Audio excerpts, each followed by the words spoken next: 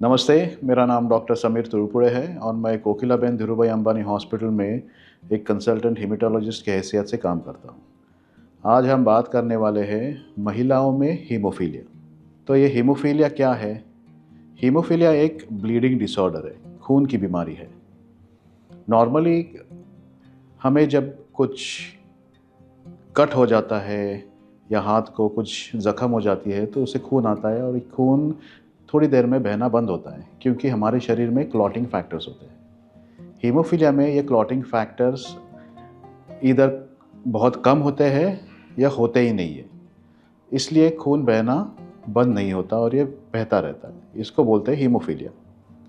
Haemophilia के दो सबसे कॉमन टाइप्स हैं जिसको बोलते हैं हम हीमोफीलिया ए मतलब फैक्टर 8 डेफिशिएंसी और हीमोफीलिया बी मतलब फैक्टर 9 डेफिशिएंसी।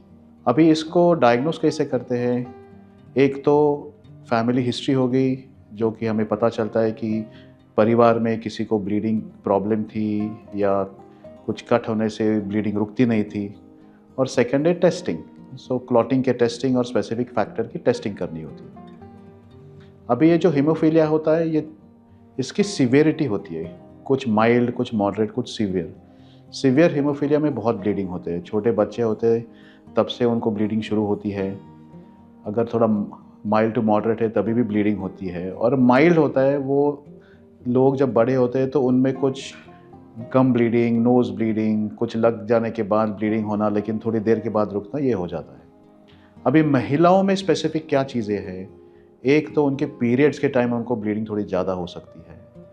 सेकेंडली जब वो प्रेग्नेंट हो जाती है तो वो हाई रिस्क प्रेगनेंसी बन जाती है।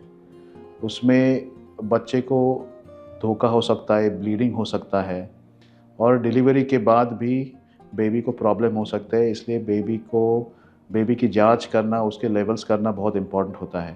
ऐसे परिवारों में अगर शादी हो रही है कि पता है कि हीमोफीलिया है, तो बच्चे होने के पहले टेस्टिंग करना, जांच करना बहुत ज़रूरी है। अभी लोग पूछते हैं ये महिलाओं में कैसे हो सकता है? क्योंकि हीमोफीलिया जो है वो एक्स क्रोमोसोम पे होता है। ये एक्स क्रोमोसोम के द्वारा नीचे ट्रांसमिट होता है। अभी मेल्स में एक एक्स और एक वाई होता है, एक्स वाई, और फीमेल्स में 2 एक्स होते हैं। अगर एक एक्स क्रोमोसोम पे हीमोफीलिया का जीन है तो सेकंड जीन नॉर्मल है तो फीमेल बन जाती है कैरियर, मतलब वो सिर्फ कैरी करती है डिफेक्टिव जीन, लेकिन उसको हीमोफीलिया होता नहीं है। लेकिन जब फीमेल को हीमोफीलिया हो जाता है, उसका मतलब है जो नॉर्मल जीन है एक्स, वो काम करना बंद करता है या किसी अलग कारण से काम नहीं करता, तो फीमेल को हीमोफीलिया हो जाता है। अभी इसकी ट्रीटमेंट क्या है? ट्रीटमेंट है फैक्टर रिप्लेसमेंट, जो कि यूजुअली डेली देना पड़ता है।